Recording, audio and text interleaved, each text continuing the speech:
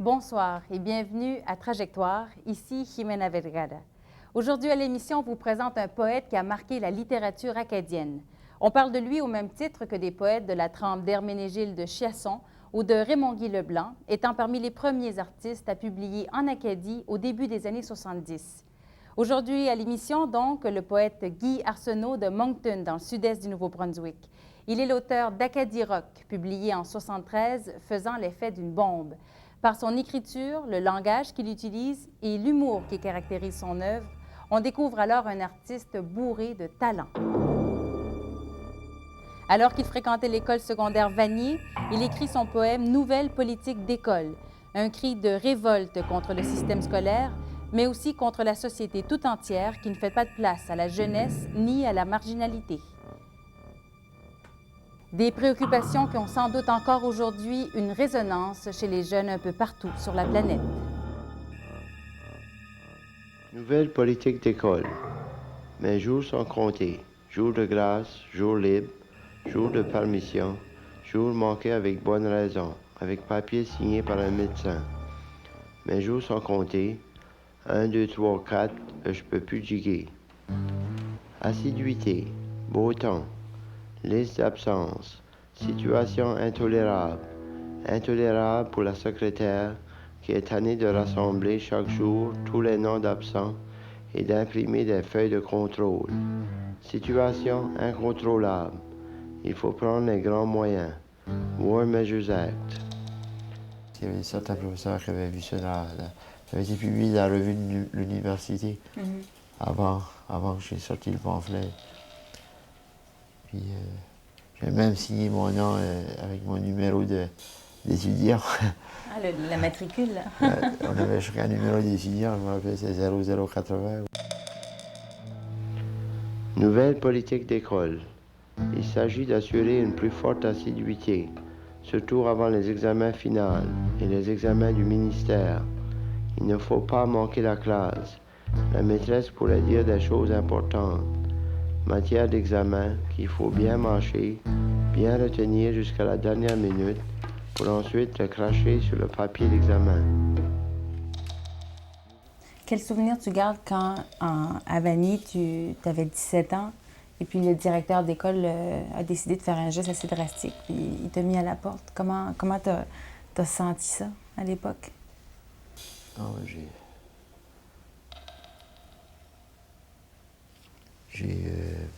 il a pris du temps à me jeter à la porte. Ça fait que j'avais déjà l'idée de sortir. Anyway. J'allais pas à mes cours, puis j'étais planté là, debout dans le corridor, dans le même coin, là, dans le même endroit. Je faisais rien de la journée. C'est probablement déjà la maladie de la schizophrénie que j'ai, schizophrène, qui frappait déjà là, à la porte. Nouvelle politique d'école. Il s'agit de produire un grand nombre de gradués, de diplômés. Il s'agit d'augmenter la production. Vous savez, c'est facile de juger ou de critiquer des choses qu'on ne connaît pas. Et surtout des choses qui nous rendent inconfortables. Quand on voit sa jeunesse qui devient un peu bizarre, qui se comporte d'une façon un peu inappropriée, je crois que ça laisse personne indifférent. Alors, malheureusement, on peut juger facilement. Sauf que quand on connaît un peu mieux, quand on dispose d'outils qui nous permettent de mieux connaître et la maladie, et ses causes, et ses manifestations, quand on a des traitements qui permettent justement d'avoir moins de manifestations inappropriées, mais alors à ce moment-là, je pense c'est comme ça qu'on arrive à diminuer les préjugés et l'isolement par conséquent. Nous allons partager avec vous ce témoignage d'un artiste qui saura vous toucher par sa sensibilité, son courage et sa générosité. En compagnie de sa mère Laura, avec qui il vit, tous deux nous parlent de la schizophrénie, la maladie qui hante Guy depuis son adolescence. Il y a tiens pour l'année-là qu'il ne voulait plus sortir, il ne sortait pas en tout. Il est resté dans sa chambre. Puis là, il y a tiens pour moi, au moins 8 mois, 9 mois. Puis il fallait le faire manger, il ne mangeait pas. Il ne savait pas changer, il ne se lavait pas. Difficile de comprendre la schizophrénie. On sait qu'elle touche 1% de la population mondiale et qu'elle s'attaque à la partie frontale du cerveau. Étudiée et surtout définie au cours de ce dernier siècle, aujourd'hui on comprend davantage les multiples causes et symptômes. Pour détecter cette psychose, il faut faire preuve de vigilance, comme l'explique Dr Bernier. Alors, il y a d'abord un changement qui est observé par l'entourage. Alors, c'est comme ça que les gens viennent un peu à être attentifs à la personne parce qu'ils se demandent un peu qu'est-ce qui se passe. La personne est moins intéressée à ce qui l'entoure, se retire davantage. Par exemple, quelqu'un qui avait des amis se met à délaisser ses amis, à s'enfermer un peu plus dans sa chambre, à ne pas bien tolérer, par exemple, qu'on lui demande comment ça va, peut même devenir agressif. Certains peuvent commencer à avoir des discours un peu bizarres, parler des idées un peu étranges, se mettre à parler beaucoup de religion alors que c'était quelqu'un qui n'en parlait pas nécessairement beaucoup avant. Le principal d'école annonce les nouvelles mesures bien mesurées, administrées par l'administration. Lamentation générale. Silence. Le principal d'école, c'est pas n'importe qui. Il est un, nous sommes 1000.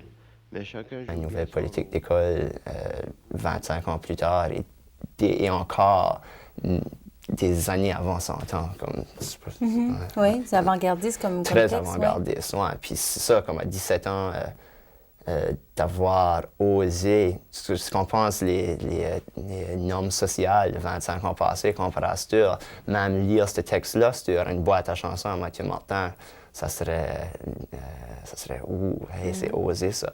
Pour moi, Guy est Rimbaud, hein? Et notre Rimbaud, là, moi je dis ça comme ça en parlant, c'est notre Émile Nelligan d'une façon qu'on écrit très jeune, et puis moins plus tard.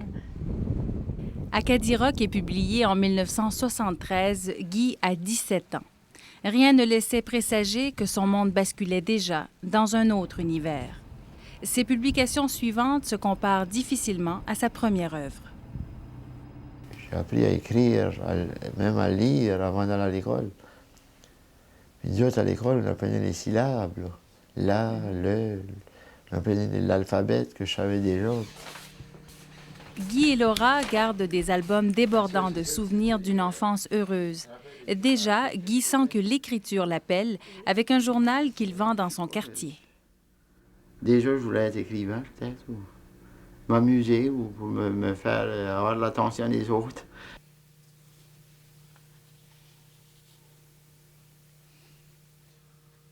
Je faisais pas juste ça, il y avait des pièces de marionnettes que je composais aussi, que j'écrivais, tout le scénario, tout le dialogue, puis je faisais ça avec ma plus jeune sœur dans le même temps, j'avais 11, 12 ans, 10. Ma mère a dit que j'avais commencé en novembre. Je suis pas mal sûr, c'est novembre, je crois, les pièces de marionnettes. Au retour de la pause, Laura nous révèle des moments sombres de la vie de Guy.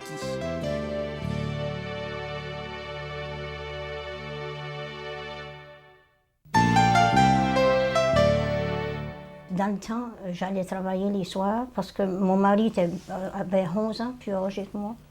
Puis on pouvait essayer de joindre les deux bouts. Il fallait que je travaille les soirs. Je lavais les planchers les soirs parmi les maisons. Puis le soir, quand je partais, j'essayais de le faire souper. Il ne mangeait pas beaucoup. Il s'assisait toujours au bout de la table. Puis quand j'arrivais de travailler, il était encore assis là. Il n'avait pas changé de position. Puis là, quand j'arrivais de travailler, j'avais faim, je faisais chacun une toast, chacun un verre de jus, puis j'y donnais, puis je m'assisais avec lui, puis on ne parlait pas un mot, parce qu'il ne lui parlait pas. Puis la seule communication qu'on avait, il me passait son verre de jus, que j'en boivais un peu, puis il me passait son rôti, puis moi je faisais pareil. Ouais. C'était la seule communication qu'on avait. Je me souviens de ça. Tu te souviens de ça? Vaguement.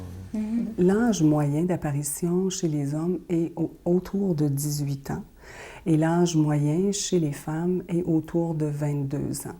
Quand ça arrivait le temps, Guy a dit je ne veux pas aller à l'hôpital.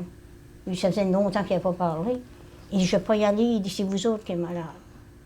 Puis là, j'ai pensé, c'est la seule chance qu'on a de pouvoir le faire soigner. Il peut pas, parce qu'il mangeait plus, puis il fallait tout le temps le faire manger, puis petit peu, puis je m'apercevais que sa santé aussi était affectée, les deux.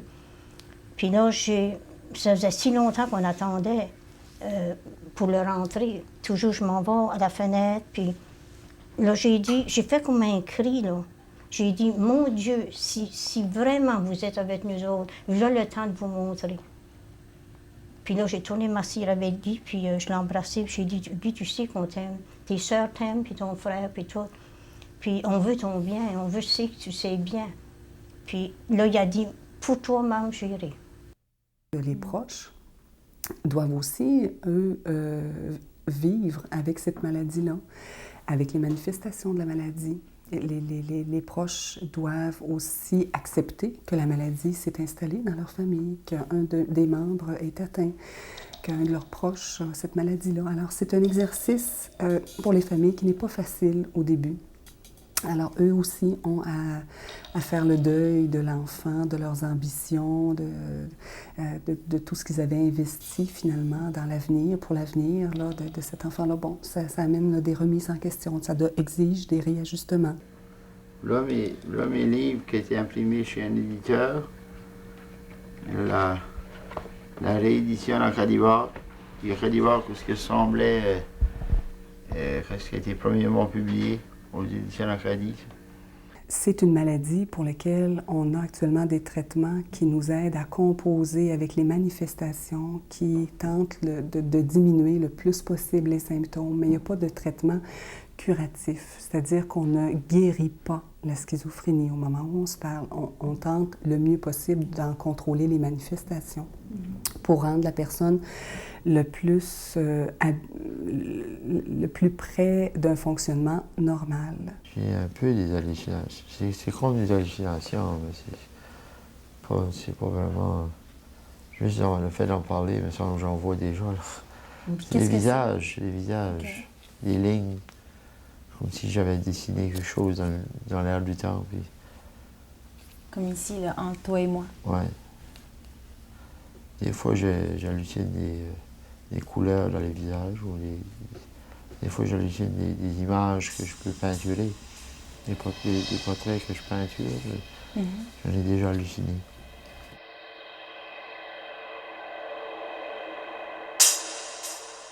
Quand on parle des hallucinations, il faut comprendre que c'est une distorsion perceptuelle. Alors, ce que ça veut dire, c'est que la personne perçoit des choses qui ne sont pas là en réalité. Alors, les gens de son entourage, les personnes à côté, ne voient pas ou n'entendent pas.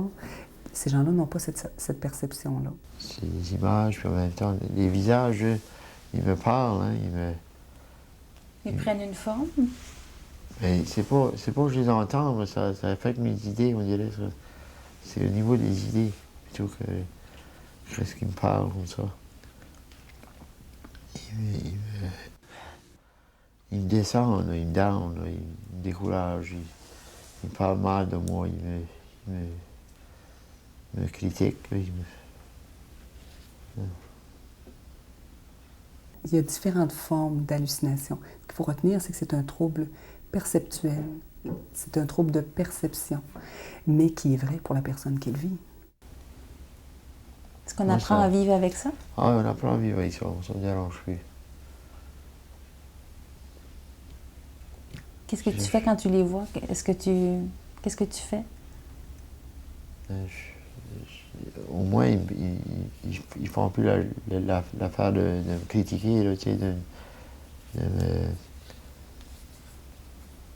de parler mal de moi, là, tu sais. Ils font plus ça. Et des fois, je les vois, mais je sais que c'est juste... peut-être pour me rappeler qu'ils étaient là.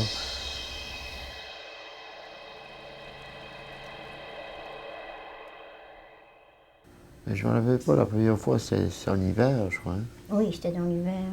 Oui, puis là, durant l'été, j'ai écrit tous les poèmes, la reste des poèmes de Cradivar, sauf Nouvelle politique d'école. Okay. Je devais me sentir assez bien. Je me rappelle, je disais que je ne m'avais jamais senti aussi bien de ma vie. Tableau de backyard. bosse de maringouin, plure de banane, bouchon de bouteille, bête à cosse, boîte popsicle, bête à patate. Comme si tout le monde se connaissait.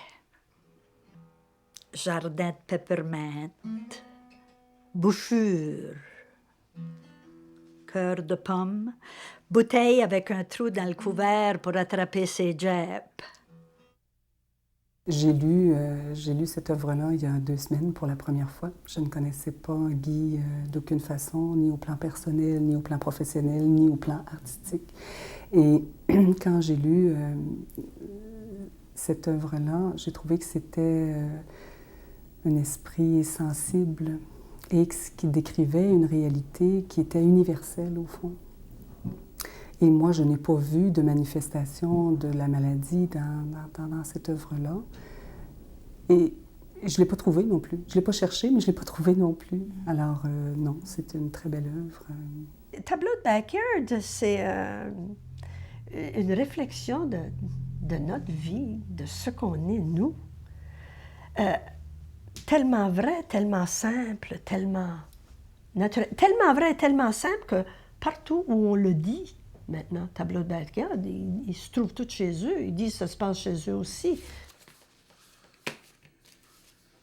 Depuis une vingtaine d'années, l'œuvre de Guy Arsenault trouve écho chez plusieurs artistes, dont un jeune musicien et poète d'avant-garde, initié à la poésie de Guy alors qu'il fréquentait la Polyvalente. Venant du même coin de la ville, Marc Poirier vit des remises en question semblables. De voir que la façon que je parlais entre mes amis, puis dans la rue, puis ça, que ça pouvait être mis en littérature, que ça avait été imprimé par les éditions d'Acadie, puis tout ça. Ouais, ça a venu apporter une certaine confiance dans qui ce que j'étais, puis mon identité. J'avais la certitude, j'étais convaincu qu'il y a beaucoup de monde qui parlait le même langage. J'ai livré les journaux pendant plus que 6 ans à Parkton ici. J'avais quand même 81 abonnés. Je peux dire, c'est des francophones. C'est du monde francophone, mais ils parlaient un langage qui n'était pas français, qui était à moitié français, à moitié inventé, à moitié anglais, à moitié pratique, tout ça. C'est un langage à part. On appelle le chiac. Je veux lui donner une valeur parce que c'est quand même humain aussi, ils sont nobles. Une autre expression artistique vient occuper ses journées parallèlement à la poésie. Dans son atelier, Guy prépare ses cadres et ses dessins pour une prochaine exposition. Petit à petit, à son rythme, il réussit à relever des défis là où bien d'autres échouent. Je me mets des buts, j'ai même un babillard, un billboard, en bas, que j'écris des choses que je vais faire avec la date que je commence. Puis là, je mets un trait, un tiret, là, pour mettre la date que j'aurai fini. J'écris des choses que je veux faire. Mais je peux pas... faut s'adapter avec ce qu'on a, on va dire, avec la santé que j'ai, parce que là, je peux pas travailler beaucoup dans la journée. Hein. 1 heure, peut-être 2 heures au plus, peut-être par jour, je suis capable de travailler. Et là, je prends un break. Donc, après une canne de même, je n'ai plus de souffle, je fume trop.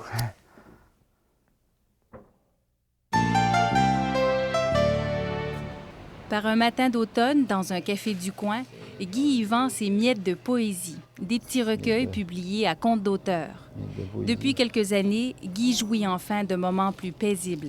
Il réussit à mieux s'intégrer au sein d'une communauté artistique, ému par la beauté avec laquelle il décrit notre monde, qu'il soit d'ici ou d'ailleurs. Il est pas mal capable à présent. Il y a un temps qu'il ne pouvait pas prendre soin, il peut prendre soin de lui-même. Depuis la même dépendance, comme on parlait tout à l'heure de vous donner, par exemple, des toasts comme ça. Ça fait toute une différence. Parce que toi, tu te sens mieux déjà qu'avant. Auparavant, on était un peu pessimiste par rapport à ce diagnostic-là, qui est la schizophrénie. Maintenant, on peut se permettre quand même d'être un peu plus optimiste. Ce n'est pas tout le monde qui est sévèrement atteint pendant toute la durée de la maladie. Il y a des fois que je n'aimerais pas d'aller à Fredericton voir ma fille, ou à passer une fin de semaine, ou à Saint-Louis. J'en ai une qui enseigne à Saint-Louis, parce que je suis inquiète si j'étais toute seule. L'autre chose, ce qu'on sait maintenant, c'est que c'est les premières années qui sont plus difficiles pour la personne qui est atteinte. On sait qu'à partir de 40 ans, habituellement, ça se tranquillise. Moindre chute, les symptômes moins envahissants, des décompensations moins sévères, moins fréquentes, moins longues. Oh, le matin, il ne faut pas y parler quand il se lève le matin. Oh, bien ça, c'est tout le monde. Sur le matin, je me taise, là. Je dis pas un mot, je fais mon ouvrage. Puis là, quand il commence à dire un mot, puis me parler, oh, ben là, je peux parler.